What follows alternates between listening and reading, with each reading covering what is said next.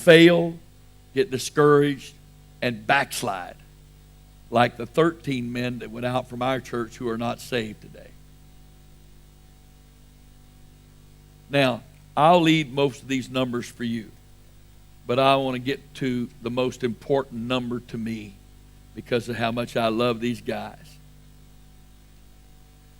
There have been 40 different men who have at one time or another have led one of our 32 congregations that have existed. Today, out of 40, only one elder or former elder could be considered backslidden. Whereas of those who started autonomous works, only 9 out of 22 are saved today.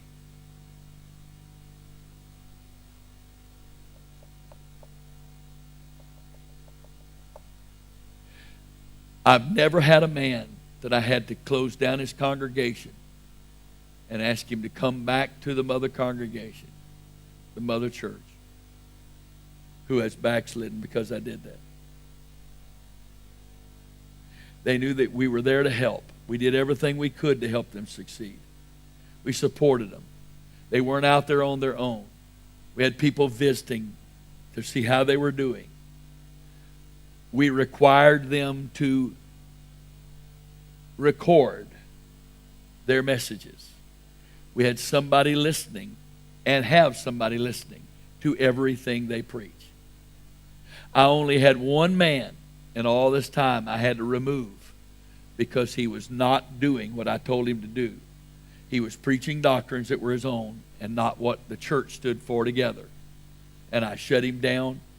He didn't even get a chance to go say goodbye to the group he was leading. The group still exists, and he's still saved. But if I would have left him there, he would have destroyed himself and all those people who were with him. He would have become a Korah. But he wasn't given the chance to become a Korah. But we knew what was going on. Brother Yu was listening to all those messages. He was telling me, Brother Wright, we got a problem with so-and-so. I said, well, keep me posted. When he finally crossed the line, Brother Yu came to me and said, he did this, he said this, he preached this. I said, call him in, we're going to talk to him. Called him in, said, you were told, you know, that you are not allowed to preach that.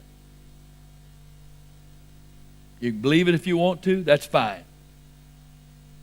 But we have one voice and one doctrine in this church. One doctrine. And you're going to preach that doctrine. You don't have to agree with all of it, but you're going to preach it. Because there's one spirit of ministry here. And you cross that line, and you're now officially no longer the pastor of that congregation. He's still saved. That group of people is still saved.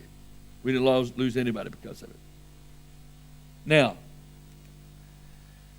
look at the bottom of that page. There are 2 different UPCIs, one home and one foreign. The foreign fields have had greater revival than the home field, considering that the headquarters of the UPCIs in America, that's what I'm calling it home for. The foreign ones grow because of this structure. The home one doesn't have this structure, so therefore there's constant struggle with trying to grow. I'd like for you to consider one of our most powerful fields. I mentioned it the other day. This is Pakistan. These are the figures that were officially reported to Foreign Missions Division. By the end of December 2006, Pakistan had 105,284 constituents. They only had 222 licensed preachers. They had 601 churches. A church is defined as having a minimum of 5 baptized and Holy Ghost filled, having at least 1 regular meeting a week with an assigned minister. Most have many more than 1 church. They had 1,298 preaching points.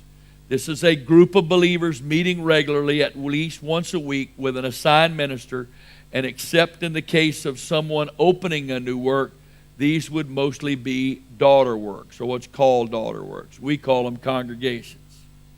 This is over 3.7 churches per minister, and plus over 5.85 preaching points per minister.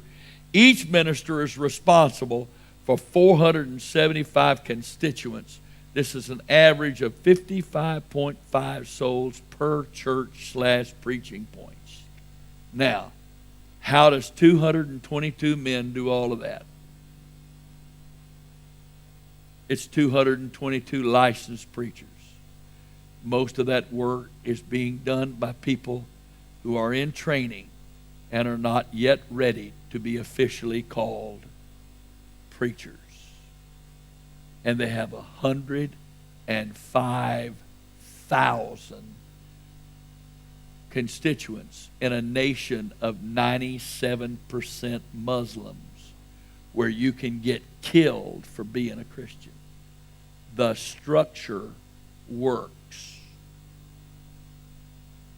God is no respecter of persons. He will work it here.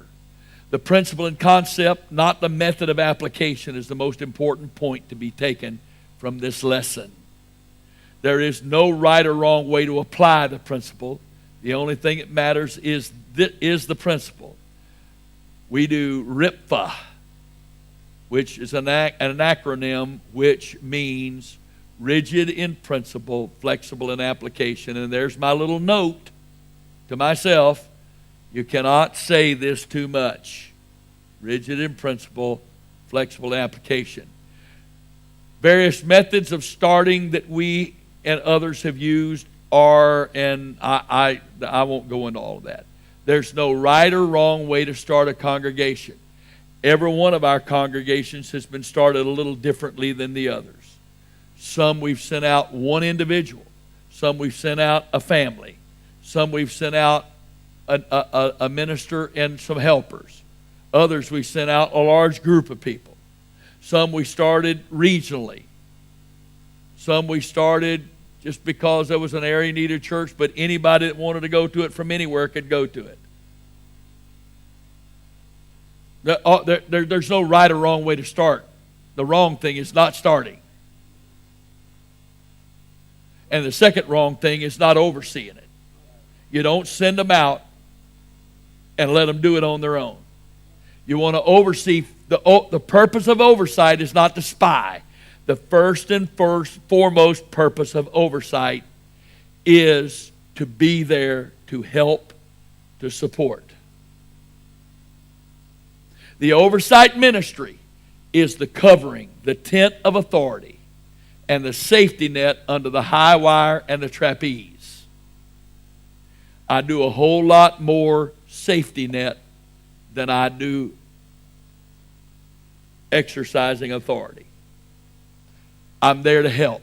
I only exercise authority when there's no other recourse. I'm there to help. We're there to guide. We're there to support. 5 of our current 15 men who are leading congregations do not currently have United Pentecostal Church license. They are still not ready to meet a board for license, and they're doing a great job of leading congregations. How easy do you think it is to get a district board to approve a man for license who's gone someplace and started a church and has built it up in numbers? Considering that there are some pastors in the Maryland, D.C. district of autonomous churches that are having and have had no growth of any significance for a long time. All I've had to do is bring somebody in and say, he is the pastor of our congregation in such and such a place. He's been there this length of time. He started with this many. He's got this many. And I endorse him. Where can we sign? Approved. We have a man that is from our church leading a congregation of ours. We are the majority of Antioch is not in